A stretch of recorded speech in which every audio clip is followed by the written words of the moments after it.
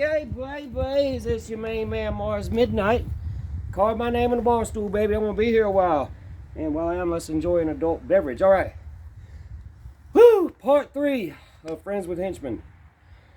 So, the final chapter. Well, how did things go with your black tooth meth breath buddy? Well, all right, first a little background information. I've been dragging this son bitch on my back in this two-man band for 5 years. He's been leeching off my talent, right? And I've been letting him boss me around because I just don't like confrontation. It never was worth it. I was never giving him the good material. I would usually just write something on the spot, some throwaway thing, and sometimes it would end up okay. Now, just to tell you how crazy this son bitch is, like he believes everything that Donald Trump says, and of course he would, because they're peas in a pod, right? They're both, whereas Donnie is golden, with his golden locks. All right, I'm only 52, and this guy also has jet black hair, combed over. I mean, does my hair look jet black? No. All right, I guess he wanted it to match his fucking teeth. Anyway, and these fucking tweakers, man, how they know they've got some good shit is they hear the train, and what that is a phenomenon that your hearing gets fucked up and you got a good hit and everything gets this kind of whooshing sound to it, and very metallic whooshing, and it's like you can do it artificially with one of these. The Beatles discovered it when they were recording Tomorrow Never Knows, and they were scraping their fingernails on a reel-to-reel tape. And like rock and roll is, I live by it. That's how I identify, that's how I express myself. To him, it was a coat that he tried on. Now, I've been into the Beatles since I was a kid. I used to get up at 6 o'clock in the morning because that's when the cartoons would start on Saturday, and watch reruns of the Beatles cartoons, right? This guy thought the Beatles were a little kid band because he heard Yellow Submarine one time. That's the only Beatles he knows, all right? Well, he was into Five Finger Death Punch, Kanye West, Slipknot, what are we, 11? One time, without irony, he actually compared us to Nickelback. It's like, you don't see it, man. We're a lot like Nickelback. He had no idea, right? And also, tweakers, they don't like loud noises. Their fight or flight is off the charts. And they don't like, things making them nervous. So a snare drum was out of the question unless I was playing with brushes. And also, he is a raging narcissist. All right. And he was getting a lot of supply. He's like 6 feet 6 inches tall. He was the football captain and all that shit. But pretty soon, your hair falls out. No one gives a fuck about the big game anymore. And, the glory days are gone. That was another song you love too. And they just can't handle it. So he decided, I'm going to be a musician, when I'm not, in between, tweak and whores. Okay. And if there wasn't any of that available, he would come get me. I'd drag him on my back. Anyway, these cats, they get so paranoid too, that we're like Charlie Sheen, one of his hookers said that he couldn't take a shower unless he had a gun. All right, come on, it's fucking pathetic. And, this guy hired a henchman, with a stick to stand there because I was making him nervous. And what was making him nervous is that I just started standing up for myself.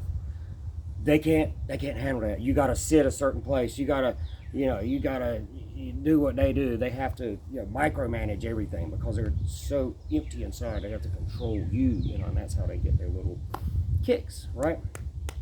And so he came around, and I let him know what time it was.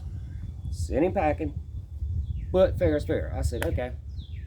I let everything calm down, and I prayed to my Lord and Savior Jesus Christ. I said, look, help me return this lost sheep to the fold. Help me see how to help himself, right? Because no one can do it for you once you're that far gone. And I said, if I stumble, because I often do, you see me stuttering, laughing, whatever. I said, speak through me, help me, right? And so I bike down there, and this was no quick, around the block. I'm going miles, on highways, Easter weekend dangerous. And I come, and I ride around his house, call him out, and I park my bike, and I'm sitting, on the grass. And I said, look, either your henchman goes or I go. And what's up? Why do you need him anyway?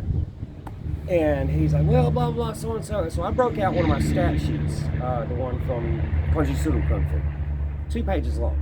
I said, do you see this?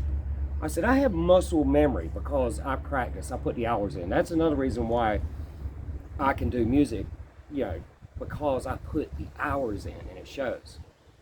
You know, who do you want operating on you? The guy that put in 10,000 hours worth of surgery, or the guy that, you know, Googled how to do it on YouTube? You know, you put the hours in. 10,000 hours. That's the Asian concept. You want a minimum of 10,000 hours on anything. And so, well, 2 things I despise is disloyalty and cowardice, right? And so I said, okay, never say die, never say die, to quote Black Sabbath. And so I bike down there and say, we're gonna, you know, see what he has to say. And came out, and I said, what's the deal, man? Why do I make you nervous? He couldn't give me an answer. Because, you know, he would have to admit, my brain is fried on dope, Marshall, help me. You know, they can't say that. They gotta play like everything's fine. I don't dye my hair.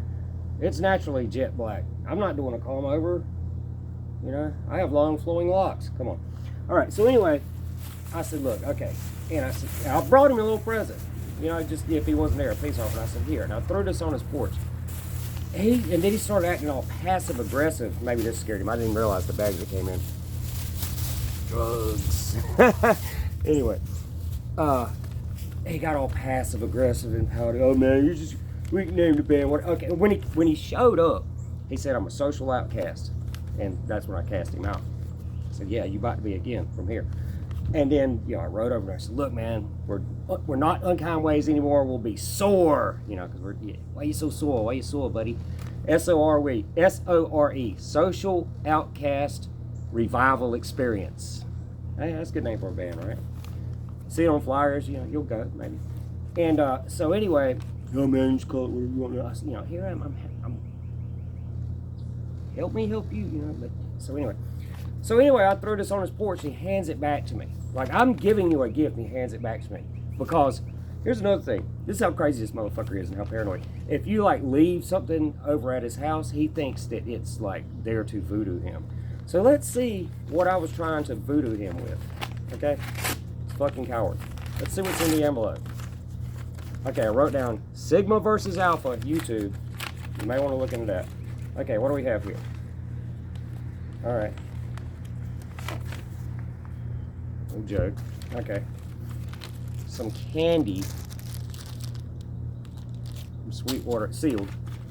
And a guitar pick. Yeah, just so you know it's from me. And fuck it, no image. We'll try some Kiss makeup. It's a joke. Right? But he couldn't open the envelope because it might be voodoo in there. Disloyalty and cowardice, man. I don't truck with either one. So, the lone wolf rides again. And that's it, babies. Take care of each other. Love you.